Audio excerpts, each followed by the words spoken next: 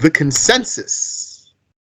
Ibn Majah narrated from Abu Mas'ud al-Badri that he said, surely Allah did not will for the nation of Muhammad to agree on misguidance. This one is a companion, Abu Mas'ud al-Badri, not Ibn Mas'ud.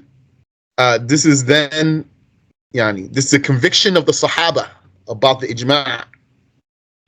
Whoever deviates from the jama'ah is a misguided loser, because he's going to be deviated.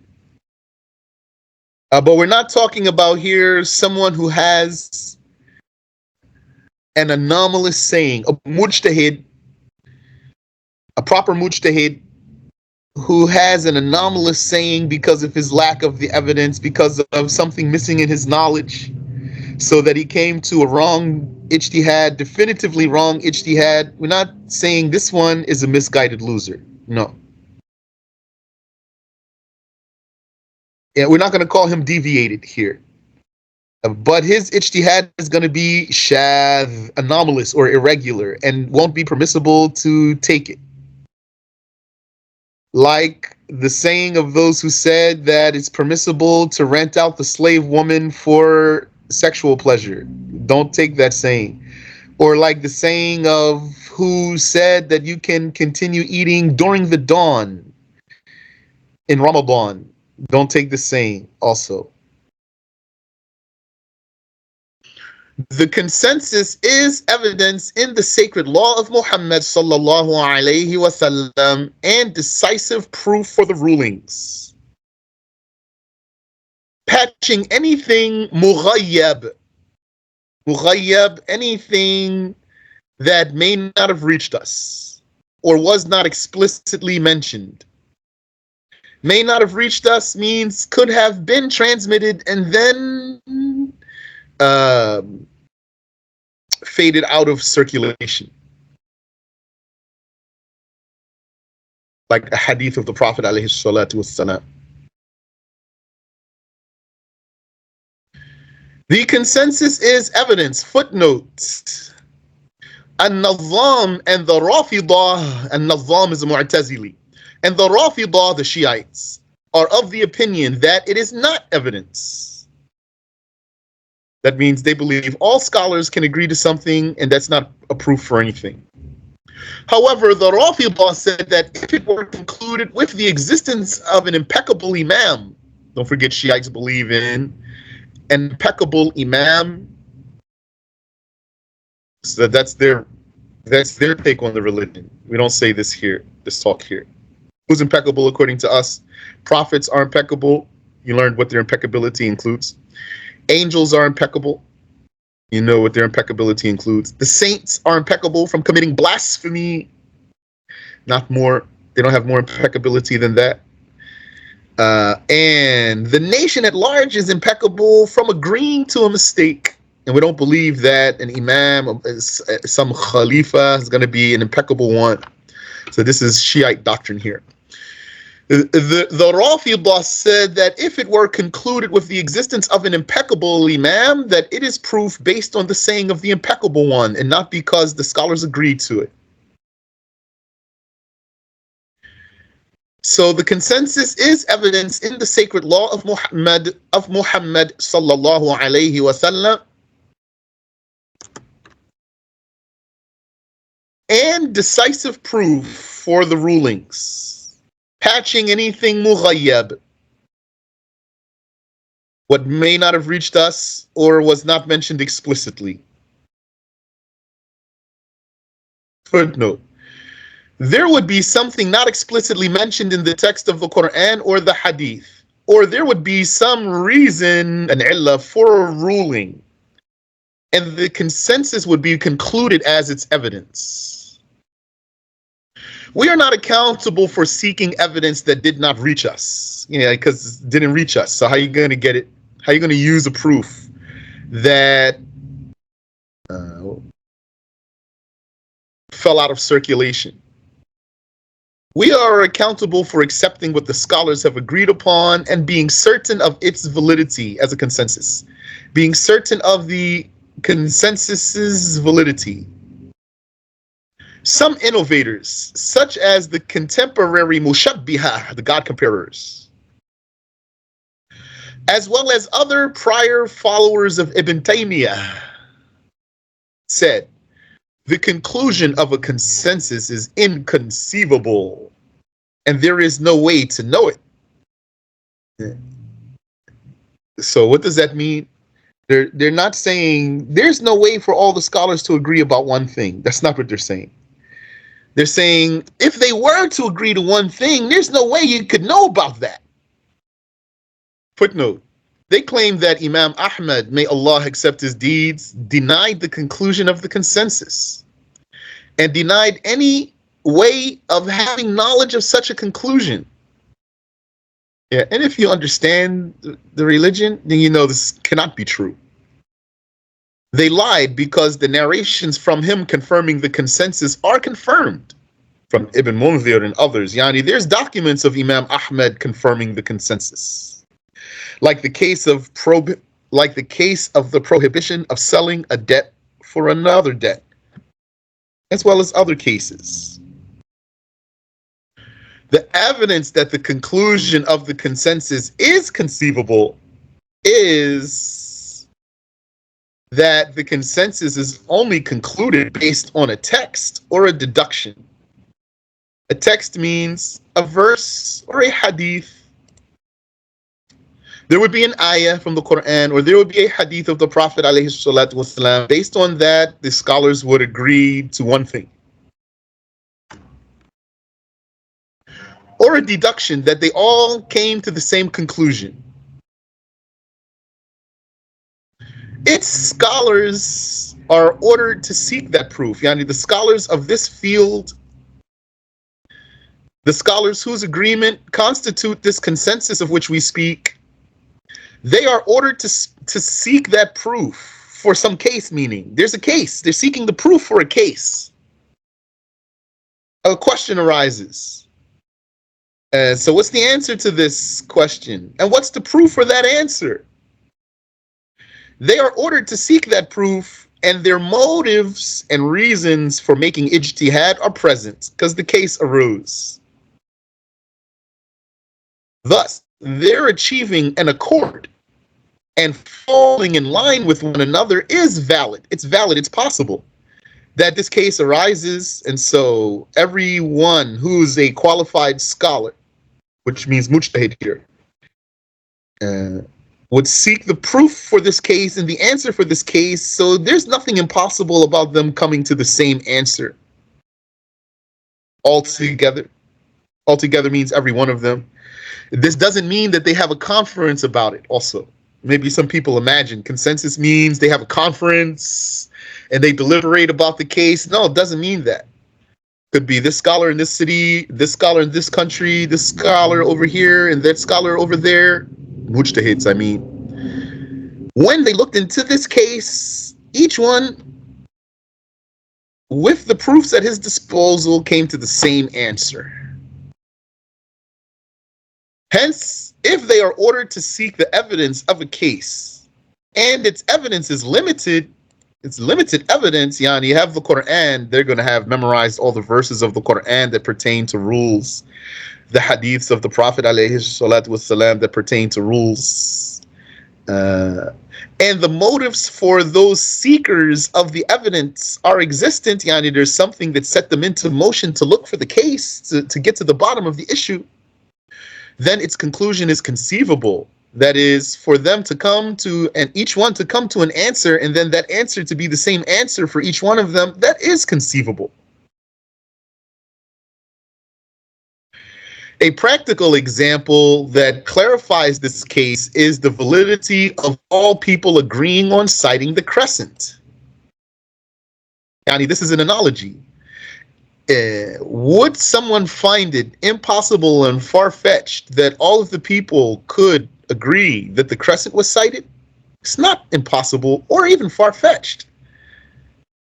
And then agreeing to fast altogether and to break the fast altogether, is it possible? Yes. Is it something that breaks your mind trying to conceive that it could be? No.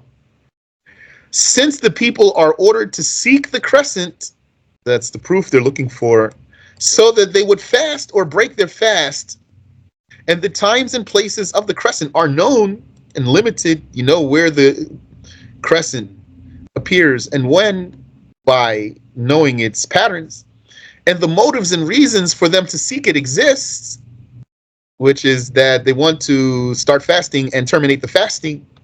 So this drives them to look for the crescent. It is conceivable that they all see it and then come to the same answer. Likewise here, searching in both cases is obligatory. The sources of evidence are like the times and places of the crescent. What's the sources of the evidence? The Quran and the Sunnah, and the consensus of the prior scholars. Thus, the conclusion of the consensus is conceivable. It's not inconceivable. It's not absurd, is basically what they're saying to you. This is preparing you to meet that arrogant person who's going to tell you, Ijma, this is absurd. Just as their agreement about citing the crescent is conceivable. The proof that it is possible to know about the consensus, that it is possible to acquire confirmed information and reports about their agreement, is the validity of those who are present for the information. Is the validity of those who are present for the information, hearing it and conveying it to those who are absent. So there's nothing absurd about that.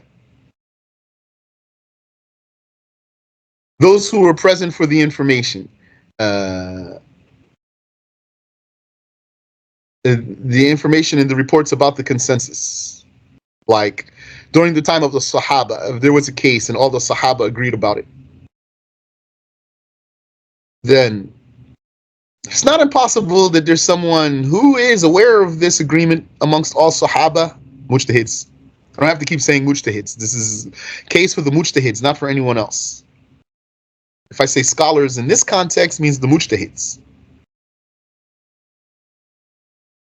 And then he would convey that to the next generation.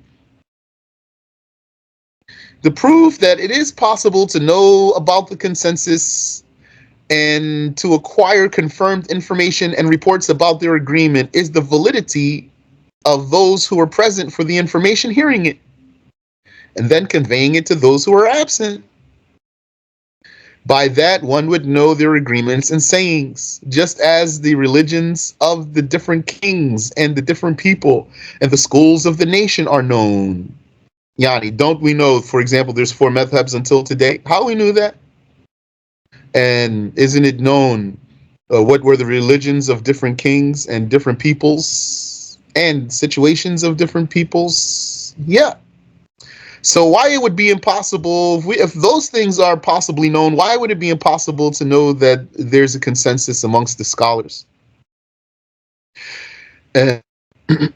The religions of the different kings and of the different peoples and the different schools of the nation, they are known despite that they are dispersed throughout different lands and living in faraway nations. Hanafis way over in India and Malikis way over in Morocco. They're still going to know about this. Those who claim the consensus inconceivable said, yani, that it is inconceivable. They claimed it inconceivable. They said, so what was their argument? Consensus would only be based on some evidence. That's true.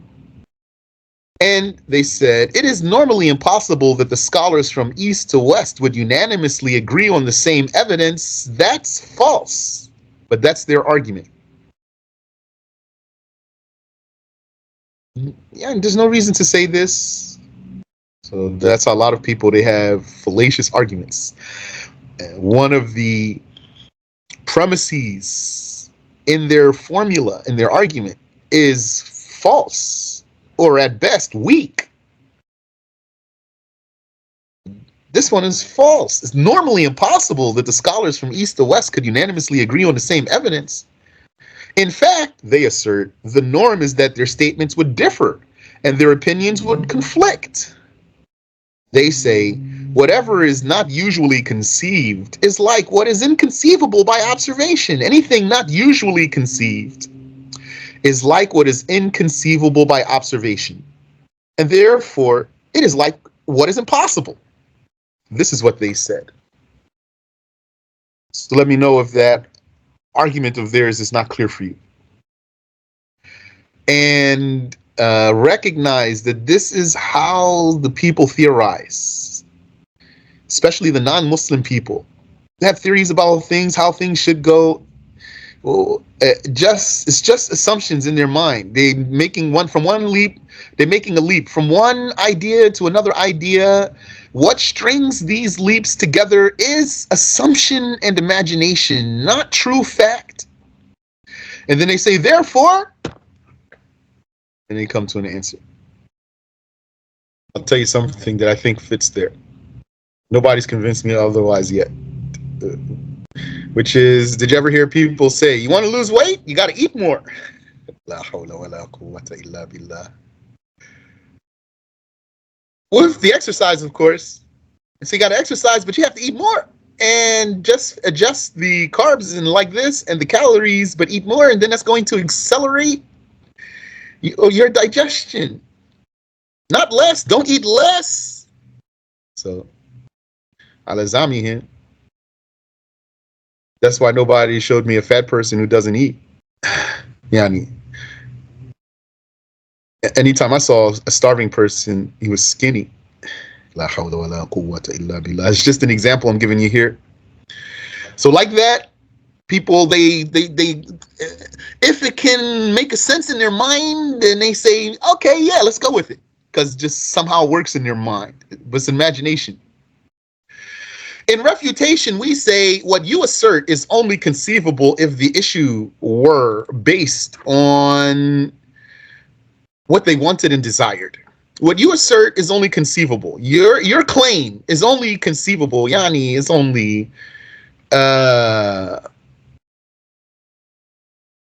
probable if the issue were based on what they wanted and desired.